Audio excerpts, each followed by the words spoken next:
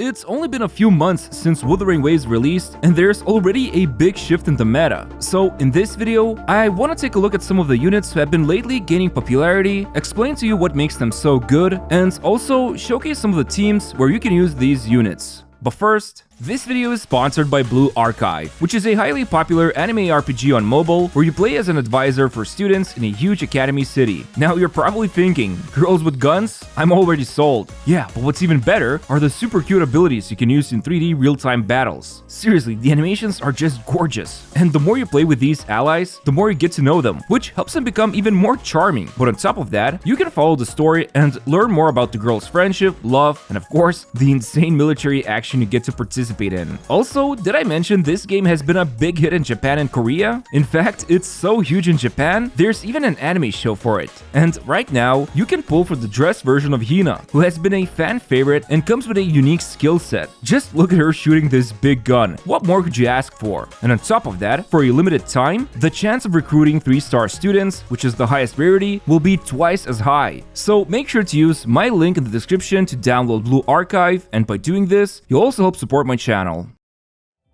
So, back when Jinshi released, it didn't take too long before people realized Yuanwu is actually pretty amazing with her. And not just because he's the fedora-tipping milady type of guy. You see, he has quite a few good selling points. First of all, his skill has an extremely low cooldown, only 3 seconds. So even if the enemy leaves the circle, you can easily redeploy it quickly. Then there's the fact he can provide resistance to interruption after casting his ultimate. And he is also pretty good at reducing the enemy's vibration strength, or basically the stagger bar we can see on the bosses and some elite enemies. Now, for Jinshi specifically, his coordinated attacks are super useful, since it helps build up her forte gauge, which as you know it, the more stacks she has, the better the damage she can deliver with her final stage skill. In fact, Yuanwu is actually better at this than Yinlin. Granted, he will provide a lot less off-field damage, or just less damage in general, when compared to Yinlin, but hey, you get this guy for free from an event, and together with Verena, he is one of the best options for Jinshi when it comes to building stacks. Now, the tricky thing about him is that you can build him in several ways, but the most reliable build right now, if you're thinking of investing into him, would be the rejuvenating set with Originite Type 4 Gauntlet. And I know what you're thinking, what about the Moonlit set with Heron? Well, the thing is, it takes quite a while to build up his concerto bar, as you can see here, and even when utilizing everything from his kit, it still takes roughly 14 seconds to go from 0 to ready in order to trigger his outro skill, which at the same time also triggers Moonlit set's buff. Now, I am assuming some better Yuanwu players would find faster ways to build up the concerto bar, but at the end of the day, this also means spending some on-field time with him, which, by the way, he can deal some good damage with a highly invested build, since his forte transforms his attacks after triggering it, but for a low investment and easy to pilot build, rejuvenating set with the Originite Gauntlet is just a lot less complicated. He can easily trigger the set's buff and deploy the skill on the ground in like less than a few seconds. Also, keep in mind, you definitely want to unlock this reserved confidence inherent skill, since not only it will increase the radius of the field where the coordinated attacks are triggered, as you can see the radius becomes much greater here, but also, now he can also summon the Thunder Wedge when switching out, provided his forte bar is not full, which can be very useful when repositioning.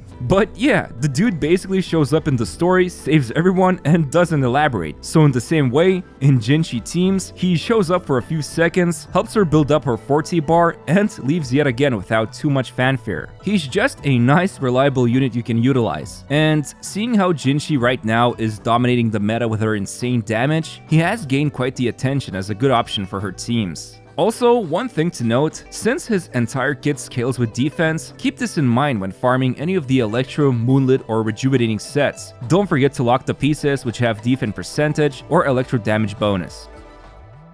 You know, every time a new unit comes out, I always think to myself, can I use Encore with them? Granted, not many units have been released so far, but I think it's safe to say she has an amazing synergy in a lot of teams. Like, not that long ago, when Yinlin came out, Encore was considered to be one of the best teammates in quick-swap team comps. And now that Changli was released recently, Encore has become even more valuable, since she has crazy good synergy with Changli. In fact, recently, I've noticed that some places like Prideven actually put Encore in the same tier as Changli and Jian, which is is pretty crazy if you think about it. A standard banner unit in the same tier as limited units, who are damage dealers, and this role usually has the most power creep incidents in a lot of gacha games. So, what's so great about Encore? Well, she has always been great. That's the thing. It's just that a lot of people in the community are and still slowly learning all of the tricks she has in the bag. Her playstyle has a lot of techs you can utilize, like dash cancels, swap backs, and so on, which helps reduce her animation time and increase overall damage per second. On top of that, she has some of the best synergy in quick swap teams. Her skill's cooldown duration is only 10 seconds, so usually within 2 or 3 quick swaps, you can use it again, while damage output remains very high if you utilize various cancels, such as the big explosion she does when her forte bar is full in ultimate mode. Of course, nothing's preventing you from playing her as a hyper carry, since she can utilize many of the buffs coming from other support units. For example, you can even utilize her as a hyper carry with Changli. Well, sort of, since Changli would be using Moonlit Set to help boost Encore's damage further. But yeah, Encore is super easy to use, but hard to master, and since the game's launch, she's been steadily climbing the ranks of tier lists. And I know that some communities already consider her to be top tier since the game's launch, but you know, I'm only here to showcase her majestic powers when she's so popular right now.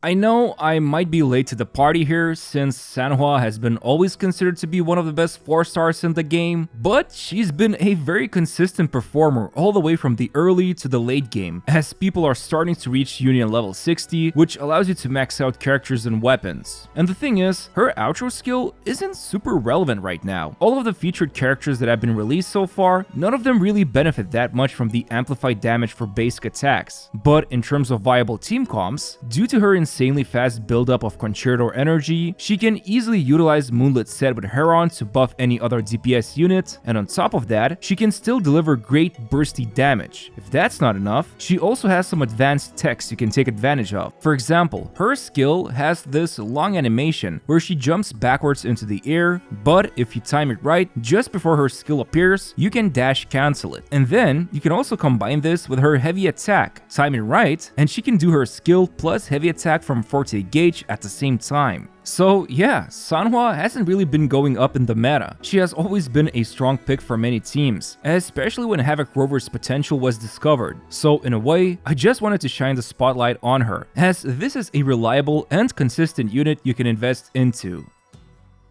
You know, it's kind of funny. Genshin can do a lot of things, perform multiple roles, provide shielding, and so on. But currently, the best thing about her is that damn ultimate. And it's ironic because we should have seen this coming, back when Venti's Vortex has been valued immensely in Genshin. So, same thing can be said about Genshin. Her ultimate, which groups enemies, can be a significant time saver, and for many people, all they need is for the enemies to stay clumped together so they can unleash their best DPS. But then, you slap the rejuvenating set with Originite Type 4 Gauntlet, and then she can also provide some buffing in Tower of Adversity. So yeah, at any rotation where Tower of Adversity has groups of enemies, Genshin's grouping becomes super valuable, and she's been consistently rising in a lot of tier lists. Granted, her value does become a bit worse when you're only going up against a single enemy in the tower. However, she has definitely proven herself to be useful in multiple enemy rooms.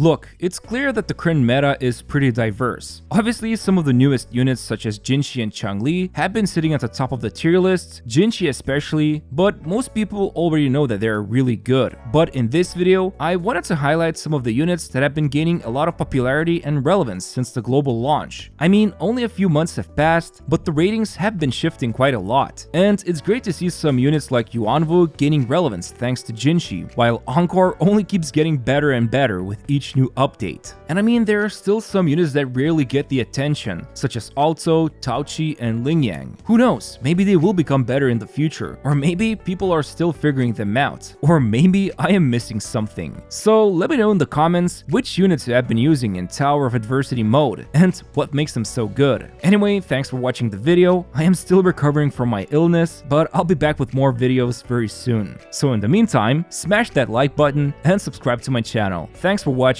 and see you next time.